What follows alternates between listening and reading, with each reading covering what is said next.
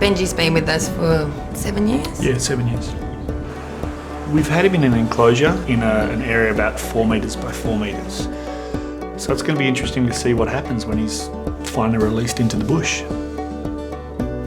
They depend on their natural environment to develop into functioning adults. So as much as we'd like to keep him with us, it's time to let him